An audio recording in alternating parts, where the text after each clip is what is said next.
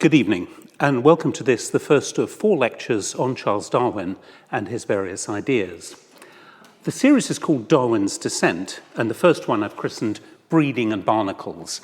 And what I'm going to do mostly this evening is set the scene for what's to come. But I think it's worth asking before we begin, why Darwin?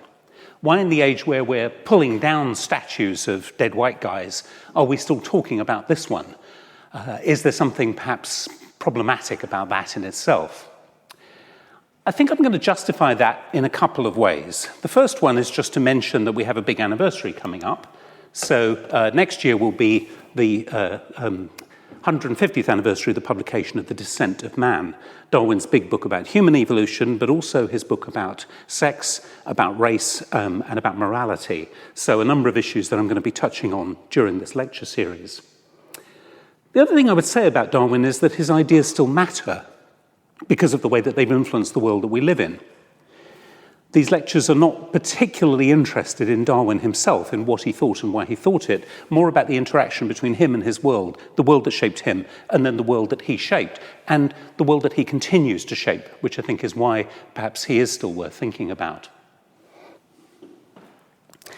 One of the things I'm going to try and do this evening is look at the funny side of Darwin on the slightly implausible premise that there is a funny side to him. Apart from the fun that caricaturists had with him over the years, there are certain stories about Darwin that get told again and again. I have to admit, being a very serious Darwin nerd and having been to a great many conferences and meetings and so on over the years, I've become rather tired of these, but I'm going to retell them in the hope that some of you will find them new, but also that they illuminate issues that are of considerable, I hope, interest. So, let's start with the question of marriage, whether or not it's a good idea. Darwin, as I'm sure all of you know, spent 5 years aboard HMS Beagle, travelling all around South America, spending a long time doing geology, visiting most famously of all the Galapagos Islands and so on. He came back from that with no very clear idea of what kind of career he was going to pursue, but clearly committed to a life in science. And he decided that perhaps it was time to think about settling down and to weigh up the question of whether or not to get married. He wrote these notes, which, like a great many Darwin documents, are preserved at the University of Cambridge Library, and I'm grateful to them for letting me have an image of this that we can use. And being a good scientific man, he's made out a detailed list here on the question of whether or not to get married. And this is pretty hard to read, so I'm going to highlight a couple of things on his scribble. So he wrote a list for not marry on one side of the page. Freedom to go where one liked would be an advantage. Choice of society, and underlined little of it. I have the feeling that Darwin probably wouldn't find the current restrictions on socializing too hard. The conversation of clever men at clubs was a freedom that he might lose if he married. The expense and anxiety of children, less money for books, etc. And if many children, forced to gain one's bread, a dreadful prospect. And perhaps my wife won't like London, then the sentence is banishment and degradation into an indolent, idle fool. Not a very appealing prospect. But we have to take a balanced view here. Being a scientific man, he wrote a list of what was in favour of marriage as well. Under marry, he listed home and someone to take care of house. Charms of music and female chit-chat, these things good for one's health. A constant companion and friend in old age who will feel interested in one, object to be beloved and played with. Better than a dog, anyhow. As you probably know, he summed up in favour of marriage in the end. My God, it is intolerable to think of spending one's whole life like a neuter-bee, working, and nothing after all. No, won't do. Imagine living all one's day solitarily in smoky, dirty London house. Only picture to yourself a nice soft wife on a sofa with good fire and books and music, perhaps. Compare this vision with the dingy reality of Great Marlborough Street, where he was then living. Marry, marry, marry, QED. And the idea that Darwin had a wife because it was better than a dog anyhow, of course, is a story that's been told many times. I'm going to try and unpick this note a little bit and think a little bit about what it tells us, not just about Darwin as a person, but more importantly about the world that he and his soon-to-be wife Emma lived in. He proposed to his cousin Emma Wedgwood in November of 1838, And in his diary, he wrote it was the day of days because she had accepted him. This was the first of, not the first, but the latest of several cousin marriages between the Darwin and Wedgwood families. And Darwin had more or less grown up with Emma and her sisters and her parents and so on. So a very close marriage in lots of senses. I think that the list and the notes that he made bear out a number of interesting points. The first is that I think Darwin often sees analogies between the human world and the world of animals. So if we think about peacocks, a subject that he would write about in The Descent of Man, which I'll come to in a later lecture, the males display, the females choose. And in many parts of the animal kingdom, there is a fierce, often vicious contest between the males for the possession of the females. And Darwin has these kinds of combats and choices in mind. One of the things that I think is very interesting and revealing about his list is that he seems to have accepted the idea that one of them would do the choosing and the other one would be the chosen. He doesn't seem to have paid any great attention to Emma's feelings or desires in coming to this decision.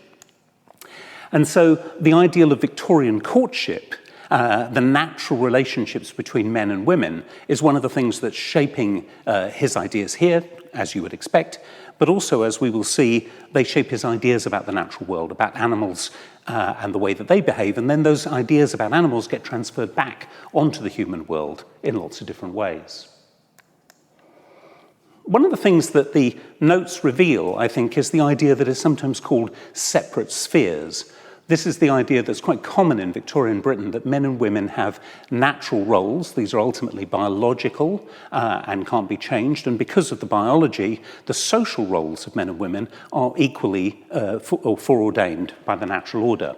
So this is a famous painting by George Elgar Hicks called The Sinews of Old England. And it illustrates the idea of separate spheres rather nicely.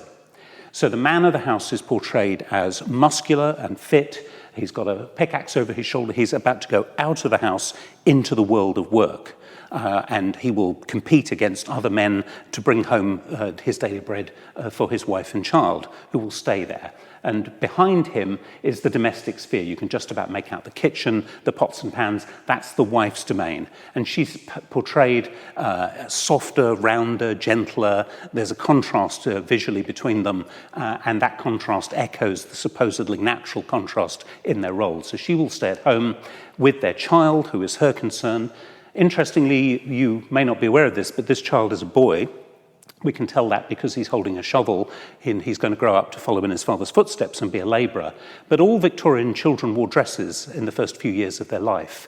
There was a symbolic moment when boys left the care of women. They left the nursery or the home if they were from poor families, and they went off to the care of men, to school typically. And at that point, they would be breeched. They would be given their first pair of trousers and join the world of men. So the child belongs to the woman, to the house, for this part of their life. And that notion of a separation, a natural separation between the world of men and the world of women, I think is something that comes out quite clearly in Darwin's notes. He wants a wife as someone to take care of his home, something which Emma did for him very energetically and successfully, to raise the children. By Victorian standards, Darwin spent quite a lot of time with his children, playing with them, and obviously enjoyed them a great deal. Nevertheless, he was the one who worked, even though Emma was an heiress and brought plenty of money to the family, as did Darwin himself.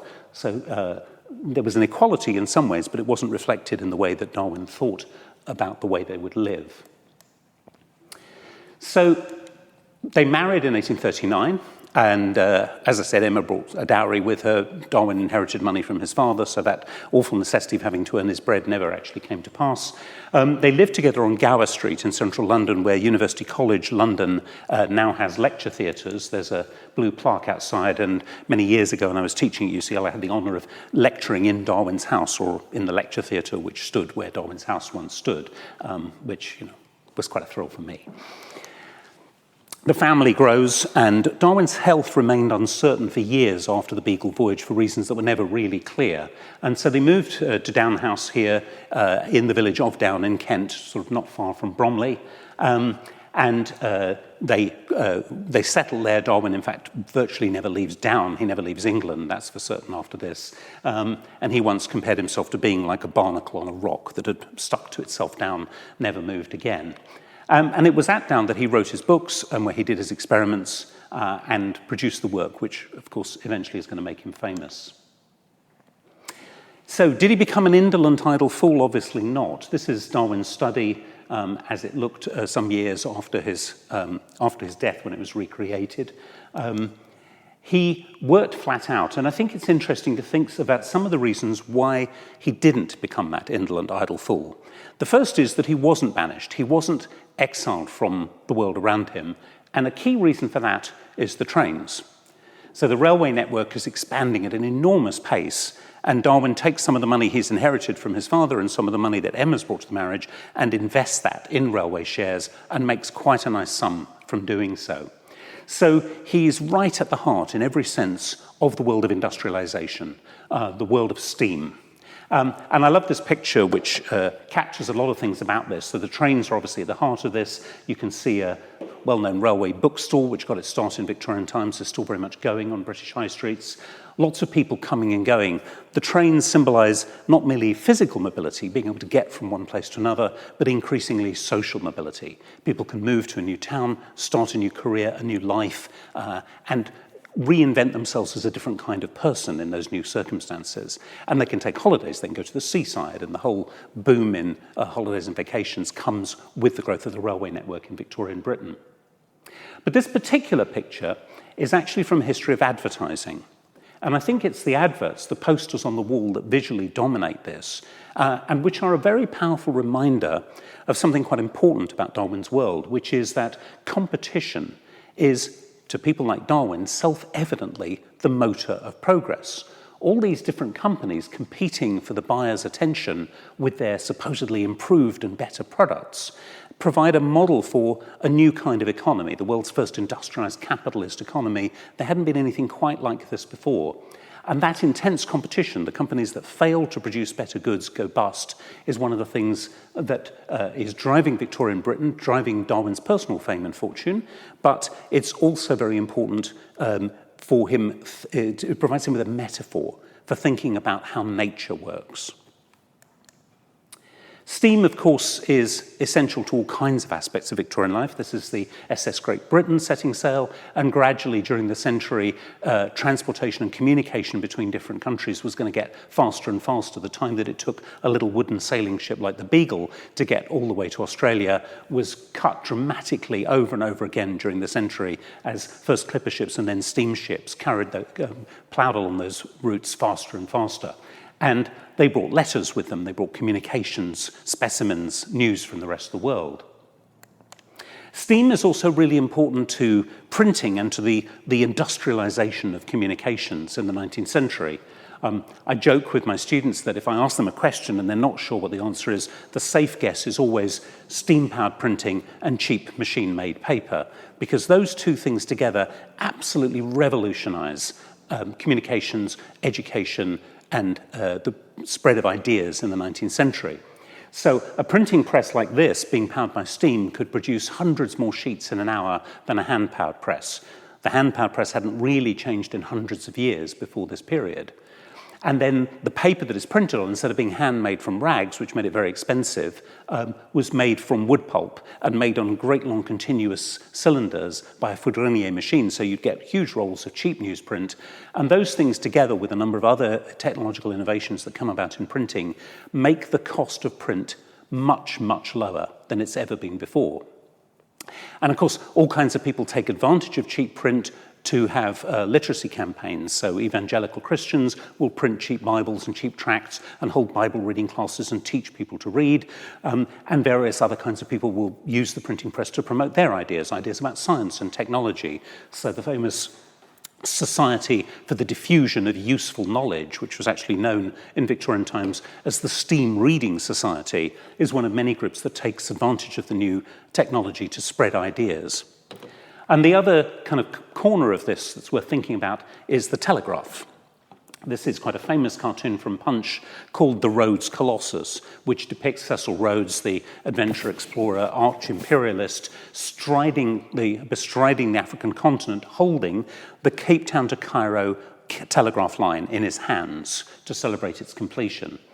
And the telegraph, of course, made communication much faster. It helped the trains to run on time and not to bump into each other. It allowed news to be transmitted in a flash from all parts of the world to each other. But of course, as this picture of roads reminds us, it's also very importantly a tool of imperialism. It helps the British Empire to run efficiently.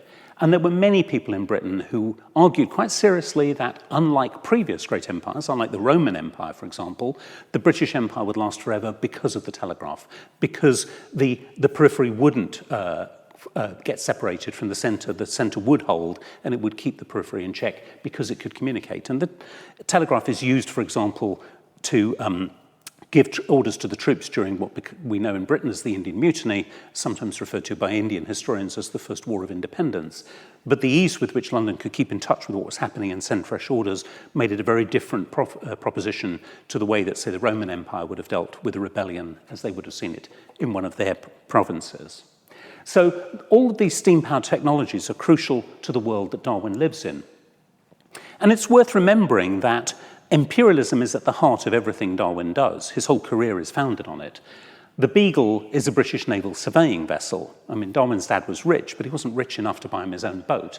If the British Navy hadn't been doing this kind of surveying, and if the captain of the Beagle hadn't wanted a gentlemanly companion to keep him company and, frankly, to stop him going crazy, Darwin would never have sailed. And what the Beagle is doing is making charts, like this one, charts of the harbours and the rivers and the coastlines of South America. The Spanish and Portuguese empires in South America are collapsing in the early 19th century. All these newly independent countries present opportunities for trade, and the British are very keen to try and take advantage of them. So the Beagle is there to help make South America safe for British commerce, for its merchant vessels, but also for the naval vessels that are going to protect them. And so that is a crucial underpinning to everything Darwin does.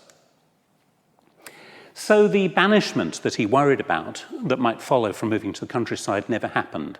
And a key reason that it never happened was one of the things that comes out of all these technologies, which is the massively improved postal service. So there are letters flowing in from all over Britain to Darwin, but actually all over the world. And as he becomes increasingly well known after he publishes the Journal of Researches, the book we now call The Voyage of the Beagle, he becomes quite a celebrity, quite a well-known writer. And he's well enough known that he can write to people all over the empire, asking advice, asking for information, asking for specimens, and so on. So the letters provide a lifeline to the rest of the world, and they make sure that he doesn't suffer that fate of banishment and idleness that he claimed he was worrying about. As Darwin got older, he needed to take some gentle exercise and found himself a soft-stepping horse. This is Tommy, who he could ride without any fear of being thrown and so on. And in his top hat, he thought he looked like a village postman. And he's written on the back of this photograph, "Hurrah, no letters today." So the sheer volume of correspondence that he was dealing with became quite a burden to him. But as I say, it was also a vital research tool that allowed him to carry on with the work that he was doing. Now, there are a lot of Darwin's letters, and they're in the process of being published by the Darwin Correspondence Project at the University of Cambridge. These are some of the dozens and dozens of actual print volumes. But of course, like all great scholarly endeavours these days, they're also online. That's the website address. A great website. All the quotes from Darwin's letters that I'm going to give you have come from here. And I have a number of friends and colleagues who work there who've been incredibly helpful to me in doing this and with many, many other projects. So my thanks to them. But do go and have a look at this, because as well as the letters themselves, there is a vast amount of supporting evidence of every kind, great editorial footnotes and so on, but also stuff about Darwin and religion, the science of his day, who his correspondents were. It's a fascinating portal into his world. And you actually, even if you had no interest in Darwin himself, there's a ton of material there that is really worth reading. So take a look when you have a chance. One of the things Darwin is doing, of course, on the Beagle and thinking about when he gets home was he was collecting. So he's got various specimens that he's collected during his travels. He brings them back to Britain. Most of them he farms out to experts in various fields. He gives them his finches, for example, go to a man called John Gould, who's the leading ornithologist at the time. And it's Gould, in fact, who tells Darwin that they are all finches. We think of them now famously as Darwin's finches, but Darwin didn't actually realize their significance straight away at all.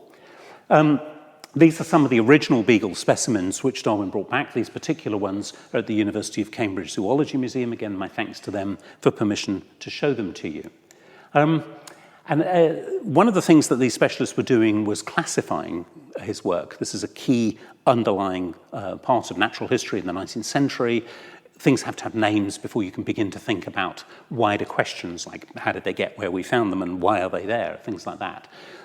So that basic labour is something that has to be done, and that's one of the things specialists are doing, classifying, describing, publishing the technical details. But Darwin has an odd leftover in his collections, a barnacle who he gives the nickname Mr. Arthrobalanus, a very odd little creature, and he can't find a barnacle specialist to take these on. So he decides he's going to fool around just for fun for a few months and publish a description of this barnacle. And that takes me on to the next chapter in today's lecture, Darwin's Barnacles.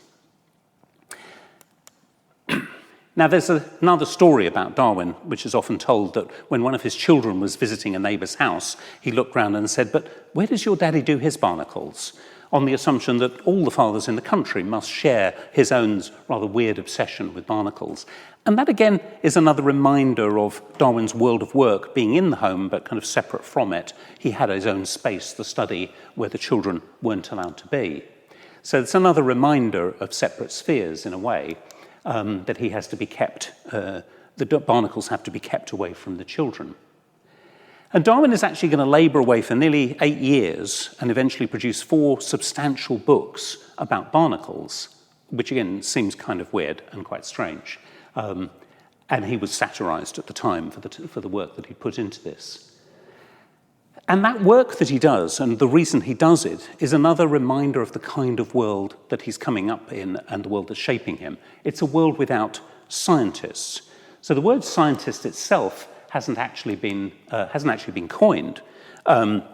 It's coined in the 1830s, but it doesn't catch on. It doesn't catch on until the 20th century. And one of the reasons it doesn't is there isn't a clearly defined body of people who want to use that word. There are people who call themselves biologists, botanists, zoologists, anthropologists, geologists, and so on, but they don't see themselves as sharing an identity. And so one of the things that has to happen in that world is you've got to prove that you're qualified to be part of it. You've got to actually make a name for yourself somehow when there aren't formal qualifications. You can't just go to university and do a science degree. They don't exist in British universities at the time Darwin is a student. So one of the ways that you prove you're a scientist is to buy fancy equipment. This is the actual microscope that Darwin used to do his barnacle dissections, the most expensive and fancy microscope available at the time, thanks to the Whipple Museum of the History of Science for that one. But one of the reasons that the question of whether you're qualified as a man of science would have bothered Darwin was this book, which came out in 1844, just a few years after he gets back from the Beagle. He's married, he's working away on his ideas about species. They're already starting to take shape, but he's told almost nobody about them at this stage. And The Vestiges was actually a sensational bestseller. It actually outsold The Origin of Species until almost the end of the 19th century. And if you look here at the title page, you can see perhaps one reason for that. There's no author's name on the title page. The book was anonymous. And that, of course, led to intense speculation about who the mysterious Mr. Vestiges might be. And all kinds of people were mentioned as possibilities. So the mystery helped the controversy. And, of course, the reason that the author kept his name a secret was that the ideas in the book were controversial ones. They were perceived by many people as being anti-religious, as quite shocking and immoral. We now know that the author was Robert Chambers, the middle-class Edinburgh publisher, famous, particularly if you're a Scrabble player like me, for Chambers' Dictionary, which used to be the only and real Scrabble dictionary. But Chambers didn't want his name on the book precisely because of the controversial nature of the reviews. But it's as the reviewers, the views in the book, as the reviewers get to work on it, even though they're not sure who Mr. Vestiges is, it's apparent to most of the scientific experts who review the book that whoever he might be, he's not one of them. He clearly hasn't done first-hand research of his own. He's relying on second-hand knowledge, other people's work, which he's repackaged into this well-written, sensational bestseller. So there's a certain professional jealousy, I think. But Mr. Vestiges is pilloried for not knowing what he talks about. And if we The reason that matters becomes clear when we look at some of Darwin's letters and some of the people that he wrote with. So I showed you these before. The hideous handwriting on the left, which is very hard work, believe me, I've read an awful lot of this particular man's work, is the work of this man, hovering over Darwin's mantelpiece in the study at Down. If you go and visit Down House, which I strongly recommend you do, it's all been restored the way it is and his portrait is still there. So Joseph Dalton Hooker is one of Darwin's closest friends.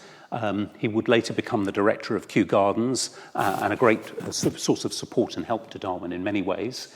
I have to be careful not to get going on Hooker because I've written a book about him and I know far more about Hooker than most people want to hear, so I have to rein myself in a bit. But Hooker is an incredibly important correspondent to Darwin. There are, in fact, more letters to Darwin in the Hooker correspondence than to anyone else, and there are more letters to Hooker in the Darwin correspondence than there are to anyone else, more than 1,300 of them in total, and I think I've read all of them at some point. And I want to just discuss a couple of them this evening because they give us some insight into why Darwin spends all these years messing around with barnacles. So this is Hooker as he looked at the time that he wrote the letter, more or less, before his facial hair had got completely out of control, as it did in later years.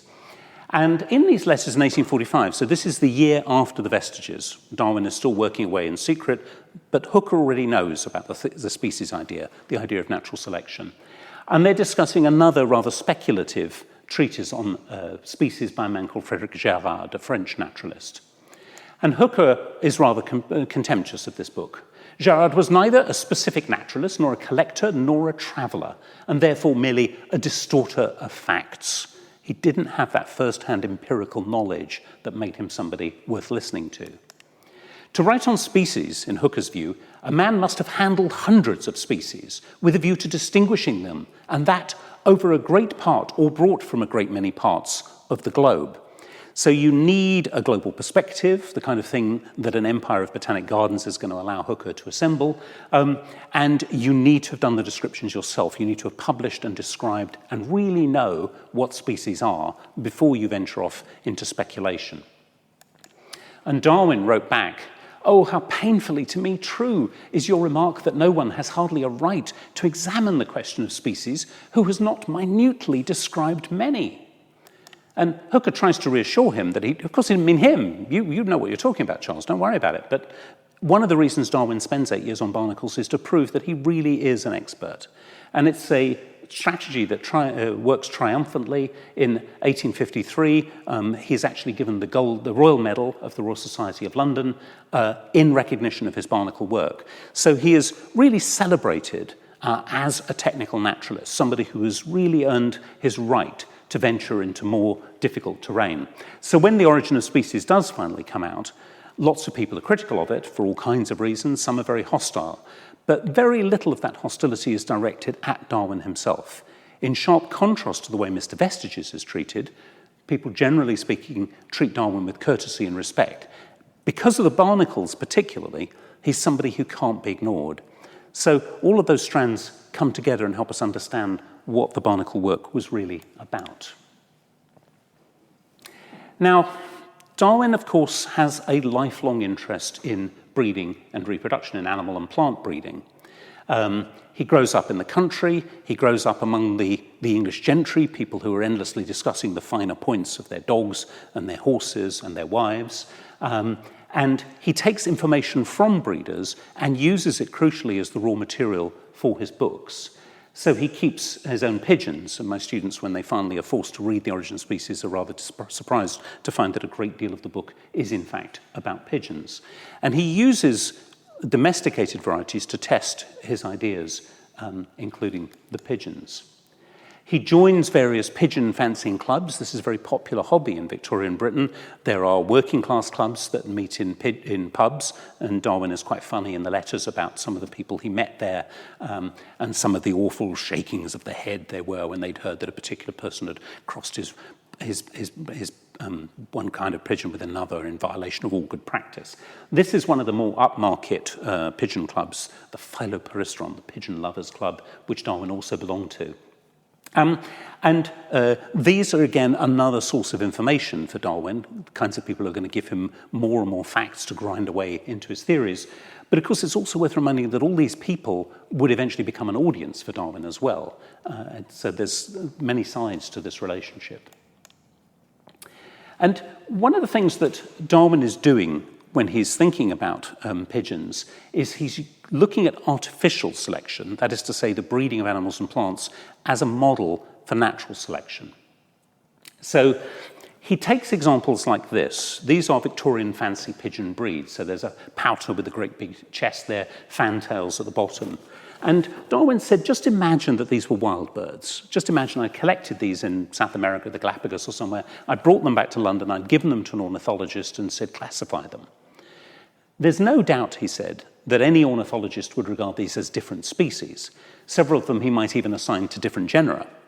And yet we know for a fact that all of these varieties have been created by people in the course of recorded history, starting with the ordinary common or garden rock pigeons, the ordinary columba livia that you see in the streets of London and city parks everywhere.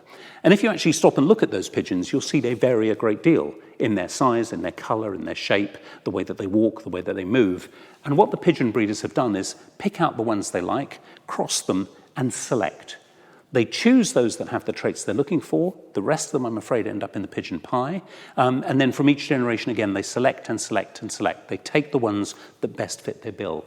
And that is the kind of model that Darwin has in mind for the way that nature works. The competition between species is going to eliminate those that don't compete effectively. But of course, that leaves us with an interesting question, or at least Darwin with many interesting questions, one of which is, why did sex evolve at all? And this is something that puzzles Darwin a great deal over many years of his life. So if we think about amoeba, for example, like these ones, they reproduce asexually. They simply split into two, and every amoeba is just a fragment of the original primordial amoeba. They seem to have been getting along for millions of years perfectly well without sex.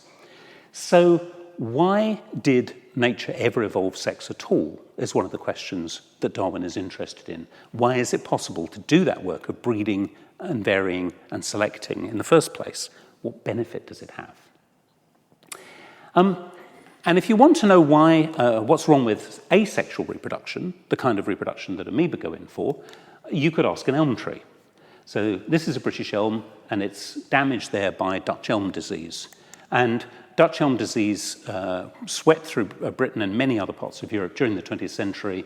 In the 1970s, when I was a lad, 25 million British elm trees died in a very short space of time. And the British countryside has never really recovered from that. It doesn't look the same as it did in the generation before that. And the reason for that is that elm trees naturally reproduce by suckering. So they send out a special kind of root, and that root grows into another elm tree.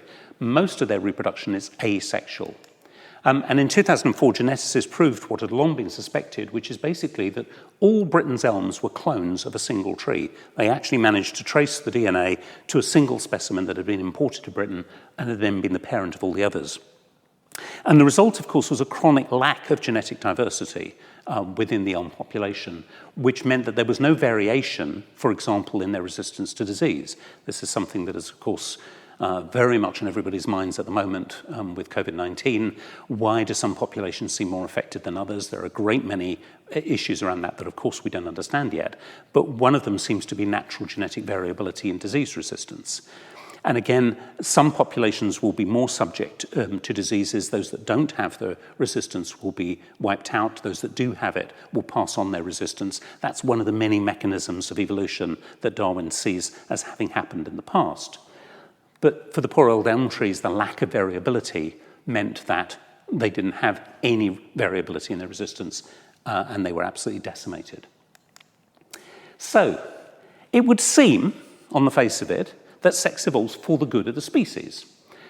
Sex increases variability, and it's very obvious that all amoeba are alike, and sexually reproduction organisms like beetles, another one of Darwin's passions, these are some more of his specimens here, they vary much more. Natural selection has much more variability to work on, much more raw material, and that allows species to evolve more rapidly and get themselves out of the cul-de-sac of coping with an epidemic disease, for example.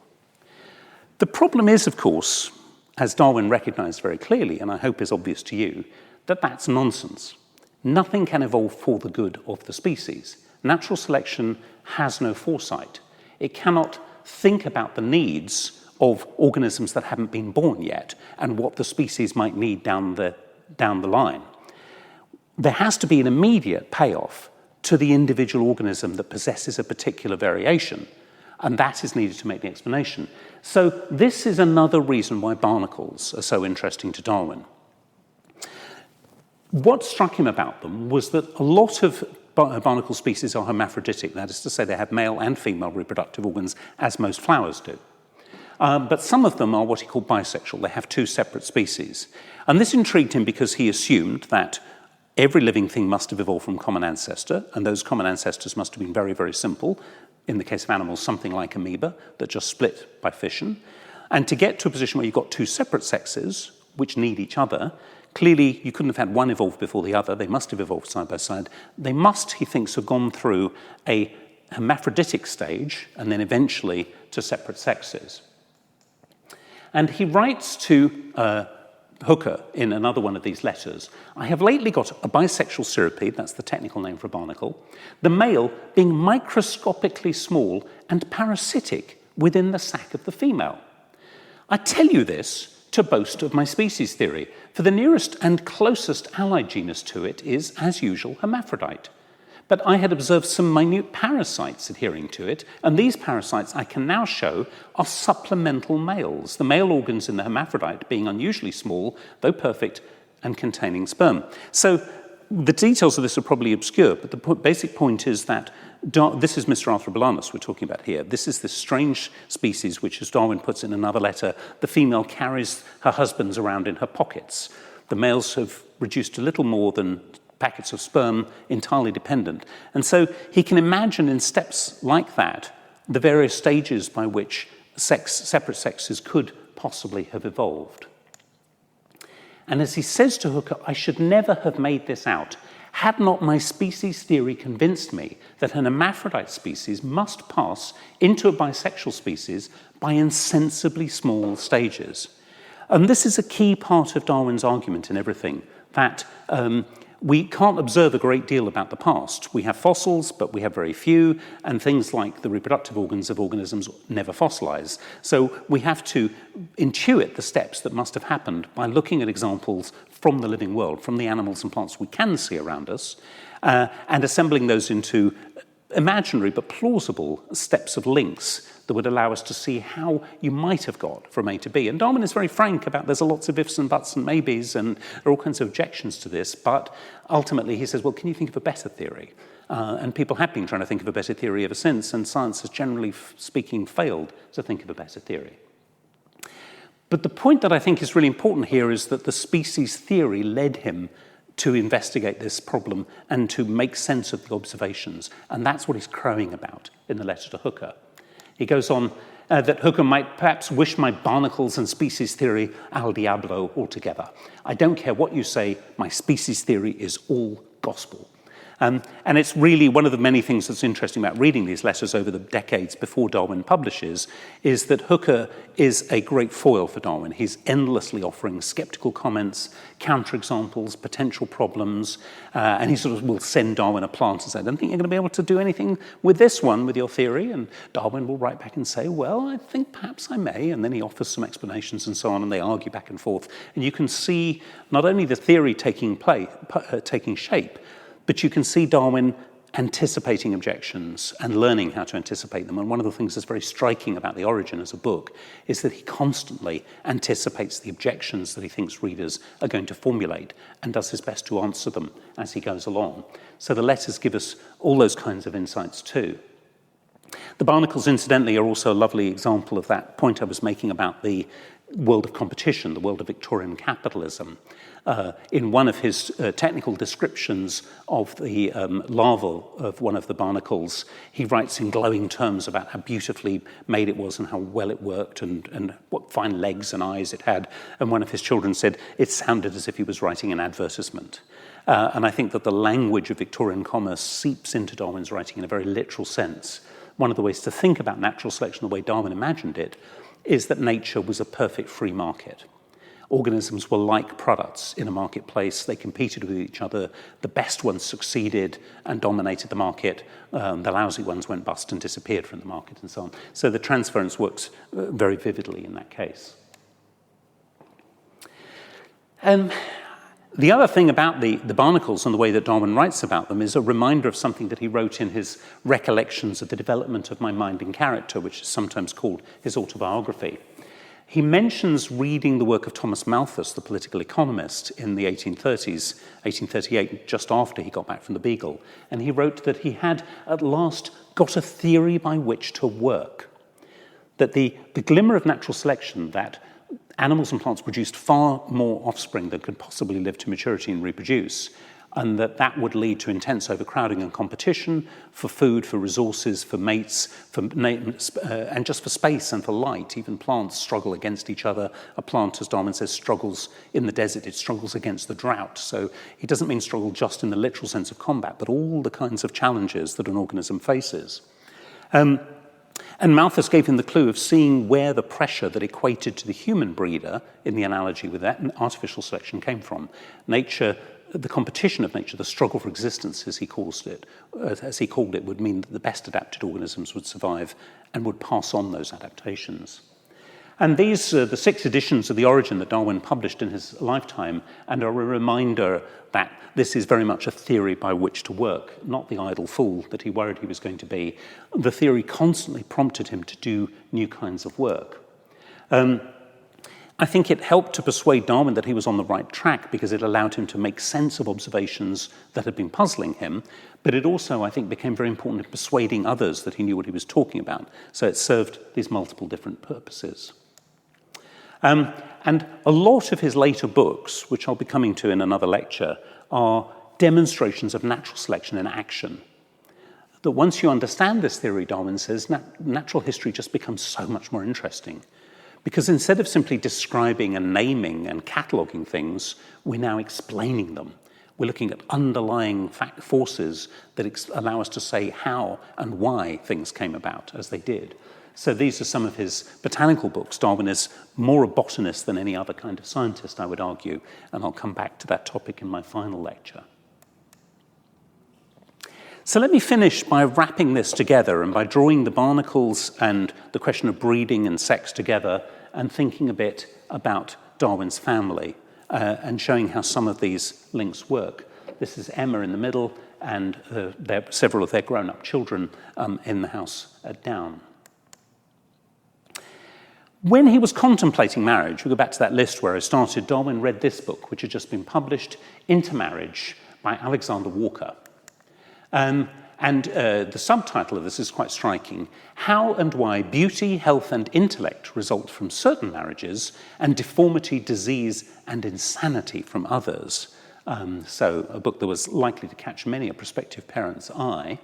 But I think Darwin would have been particularly interested by this claim that Walker made: the functions and capacities which each parent in every pair bestows on children are in conformity with certain natural laws. And by an account of the corresponding effects in the breeding of animals, he's going to show what those laws are. And what I was just saying about natural history being transformed from mere describing and cataloguing into a question of explanations is very much bound up in this notion of natural law, that we can explain these things in the same way that Newton explained the movements of planets and apples, supposedly by reference to the theory of gravity. That is the model of good science for most Victorians. And natural history doesn't really look anything like that before evolution. So the notion that laws would reveal relationships between human and animal mating would have been interesting, but of course, how could you tell whether you had a good marriage or not is one of the things Walker is promising here. And as I mentioned, Darwin is worried about, he's married his cousin, and this is something that worries him. There is a certain, this is perfectly legal, but there is a certain worry that close inbreeding is harmful to the children. And so just after he reads Walker's book, just after he gets married, Darwin starts experimenting with flowers. This is one of the places his botanical obsession begins. This is his greenhouse at Down House, restored exactly to the way it was in his day. Again, as I said, well worth a visit. But Darwin actually spends a lot of time seeing whether inbred flowers are in fact unhealthy relative to those that are cross-fertilized. And he discovers that they are, that cross-fertilized plants produce more seed, and the seed tends to be more vigorous and produce more vigorous seedlings than those of inbred flowers. And that explains why the fact that although flowers have, most flowers have male and female parts, why in fact they gradually evolve mechanisms that favor cross-fertilization of various kinds, something that Darwin writes a lot about, and which I'll come back to in another lecture. But if any random variation makes the chance of self-fertilization a bit lower and the chance of cross-fertilization a bit higher, it's going to produce more seeds and more vigorous seeds of plants that carry that variation, which will increase the chances of cross-fertilization in later generations. And something similar would have happened in the ancestors of barnacles and every other kind of organism, little variations that would gradually make cross-fertilization more common because it had advantages, as Darwin demonstrated in his own garden. Charles and Emma's marriage in many ways was a very happy one, but it had some very, unfortunately, sad aspects to it as well. In 1842, their third child, Mary, died. She was just a few weeks old. In 1851, Annie, in many ways Darwin's favourite, died. She was 10. My daughter's always reminding me that parents, like teachers, are not allowed to have favourites, but I think this one hit him and Emma very hard, particularly because she was kind of out of infancy and they probably thought they were safe. Victorian parents sadly had to expect a high level of infant mortality, but Annie was well past that stage. And their last child, Charles Waring, this, as far as I know, is the only picture of him with Emma. He lived for less than 2 years. And so the Darwins, who are wealthy, highly educated people with the absolute best medical care that money could buy, nevertheless lost 3 children in childhood. And Darwin worried that his children seemed rather sickly. And so there's this very pressing anxiety about whether the decision to marry his cousin was actually a wise one. And he petitions unsuccessfully to have a question on cousin marriage added to the British National Census in order to gather hard scientific evidence to see whether this is really true. Was it just a coincidence? Or is it something that the law should actually consider banning? And as you may know, many states in America, cousin marriage is actually illegal under state marriage laws. So many people took that idea and ran with it, and it's become a permanent part of the legislation. It's one small example of the way Darwin's thinking percolates through a great many other channels and has other kinds of influences. With that in mind, it's worth thinking about a passage from The Origin. Darwin wrote, "When we reflect on this struggle, we may console ourselves with the full belief that the war of nature is not incessant, that no fear is felt, that death is generally prompt, and that the vigorous, the healthy, and the happy survive and multiply." And I've maybe read too much into this, but I find these words quite poignant, because I think for Victorian readers, the word console would automatically have evoked the idea of the consolations of religion, the comfort that is traditionally provided by the priest when you lose somebody, such as a child. And for Emma, those consolations remain very real and very important to her throughout her life. But Charles lost his faith in conventional Christianity very early on. And in some ways, he's offering an alternative consolation here. It's not anything like, of course, conventional Christianity. And this is something I'll come back to in the next lecture and explore a bit more. This is a kind of statistical comfort. Death is generally prompt. And it's worth thinking about the cruelty of nature in relation to the cruelty of the free market as well. That, of course, you know, some people get worked to death and some businesses go bust and some countries get conquered. And Darwin is a little blasé about all those things. On the whole, things work out for the best. Things improve. Butter knives get cheaper, railway shares go up, and the British Empire provides me with an endless store of barnacles. So he can see the positive side in that struggle. And I think there's a similar kind of thinking here. But I wonder if it had a more personal element as well as that other one.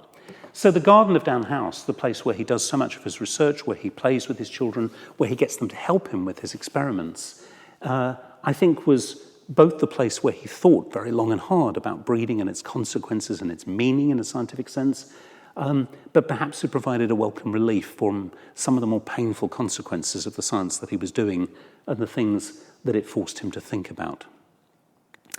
Thank you very much for listening. Well, Professor Endersby, thank you very much for a very interesting lecture. We do have a few questions from the online audience. I believe you've answered a couple of them. There were questions about cousin marriage that came through early that I think have been addressed. There was a question, though, was Darwin also interested in parthenogenesis, whereby females reproduce without males, for example, in sharks? It is an issue that he does write about very occasionally, but not that much, because I think that, as I said, one of the keys to Darwin's theory is variability, that offspring resemble their parents, but never precisely. And that variability is precisely what allows selection to work. It's what allows breeders to change pigeons, and it's what allows natural selection to produce new species. And any asexually reproducing species is going to be less variable and therefore slightly less interesting to Darwin. So he touches on it now and again, but I can't remember any place where he goes into it in great detail. There's also obviously some interest in barnacles themselves. The barnacle has a tendency to migrate in a few observed conditions, and the question from the audience member is, did Darwin have a particular interest in that kind of migration, or was he more focused on the actual structure of the animals themselves? He's very interested in geographical distribution generally, but I can't recall. I mean, Darwin wrote a great deal, and the old brain is not as retentive as it used to be. I can't recall him writing about barnacle migrations. It is very much the structure and the anatomy of them that fascinates him more than anything. But he does have a general interest in why particular species are found in particular parts of the world and not elsewhere. And the two things that particularly fascinate him are why in some places you seem to get two different species doing the same job, as it were, in the economy of nature, fitting the same, what we would now call an ecological niche. And in other places you get very similar, closely related species doing quite different jobs. And those are the things that I remember him writing about most. The Galapagos finches are a famous example of that, where lots of finches have all been adapted to different niches that would, on the mainland of South America or in Europe, be occupied by many different species, many different genera. The Galapagos only had finches to work with, and so finches had to be pressed into service to do the work of crossbills or mockingbirds or other kinds of birds in other countries. There was also a question about the word barnacle itself and its origin. Any idea? I'm afraid not. The person to ask is Shelley Innes, one of my friends at the Darwin Correspondence Project in Cambridge, who has forgotten more about barnacles than I will ever know, and I'm sure would be very happy to answer that question. She once turned up at a meeting I was at, clutching a copy of a magazine called Crustacean Issues, which is all about barnacles, and the joke that even crustaceans have issues has been part of the Darwin Project ever since. But she is the barnacle woman, and a lot of what I know I've gleaned from her, so I would try Shelley for that one. Okay. And one last one. One of our readers, one of our listeners, is interested that Malthus influenced Darwin's thought, and they were just wondering if you could speak a bit more about that. Yeah. In the Recollections, Darwin actually talks about reading Malthus for amusement, which always makes me feel incredibly grateful for television, frankly, the idea that I had to read Malthus for amusement. But of course, Malthus is very topical in the 1830s when Darwin reads him because of the new Poor Law. So Britain has had these ancient poor laws which are a forerunner to welfare payments. And the traditional form of welfare was what was called outdoor relief, which meant that in hard times that your parish would give you a helping hand. It might be a bit of firewood, it might be some work, it might be some food, maybe even a bit of money. But one way or another, they would help you through the bad times. And then when good times returned, you'd be able to stand on your own 2 feet. And Malthus, among other things, argues that this simply makes things worse. Because if you give the poor help and allow them to stay in their own homes, they're going to while away the long winter evenings begetting even more children that they can't afford to feed. So the new poor law involves the building of workhouses and the segregation of men and women. So when you go on the parish, you go for relief, you're put in a workhouse and the sexes are segregated precisely to ensure that they can't produce any more children that they can't feed. And the workhouses are made as unpleasant as possible. So that people would rather do anything than go there. And the fear of the workhouse haunts Victorian fiction. You find many characters, notably in Dickens, who would literally rather starve to death in the streets than go to a workhouse. So Malthus is in the news when Darwin reads him. and very much in the news for people like Darwin with his political background and so on. But what Darwin gets from it is he sees that this analogy of the intense competition and the consequences it's going to have, the struggle for existence, he compares in one point to numerous wedges being hammered into a surface. You can't hammer another one in without something popping out. And in that intense competition, any organism that varies, and there's that word again, variation, anything that all varies just slightly so that it has a slight advantage in the competition, has a slightly better chance of surviving and therefore of reproducing and therefore of passing on that variation to the next generation. And of course, each generation then starts kind of where the previous one finished. Over millions of years, you can accumulate quite enormous amounts of change. There's another question about influences. Was he aware of the work of Humboldt? Absolutely. By a funny coincidence, I was actually talking to my students at Sussex this morning about this, because Humboldt is one of the people that inspires Darwin to travel. Before the offer of the journey on the Beagle has even happened, he's already read Humboldt's personal narrative and been absolutely inspired, partly by Humboldt's literary style and the vision of the sublime tropical nature, which he describes, the great snowy mountains rising above tropical rainforests, the sheer diversity of living things that the tropics hold. And he writes in his own journal of the Beagle voyage that his first glimpse of the tropics, even though Humboldt had prepared him mentally for the extraordinary splendor and the grandeur, he still found his breath taken away, that even Humboldt's words couldn't quite do justice to it. So he was a great inspiration, and Hooker, who I mentioned as well, is also a great fan. Humboldt really inspires a generation of naturalists around the world. And one of the things that they all love about Humboldt is that he is part of this wide project of turning natural history into a much more explanatory science by making links between the different sciences and showing how the data from geography and geology and meteorology and so on can all be woven together into a grand explanatory framework. So that's a prospect that greatly appeals to them. Hooker has a nice story. He goes to Berlin not long after his own big voyage around the Antarctic, and he actually gets to meet Humboldt. And he said, I had visions of him like a colossus, bestriding the Andes, leaping up and down mountains and so on. And there was this punchy little German, this old man in his study. He was a bit underwhelmed by him. But Humboldt's his writing was absolutely crucial to Darwin and to many other naturalists of his generation. And one last one. Did Darwin have anything to say about natural hybridization, common in plants, and its effect on evolution?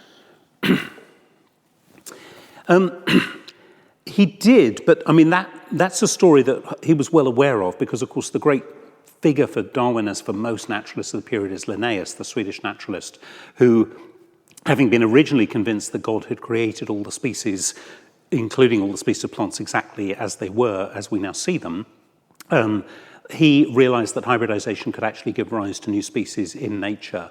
And so that was an idea that was already around. And there's a whole tradition of German plant breeding of people like Gärtner and Kolkreuter and so on, who work with those inspirations and have demonstrated in some detail that hybridization does indeed, or can occasionally, produce new species. But of course, hybridization between species is not that rare in plants, although it's not that common either. It's almost unheard of in animals. So although Darwin knew that work and was very interested by it, he didn't see it as being enough of an explanation because it didn't seem to apply to animal evolution.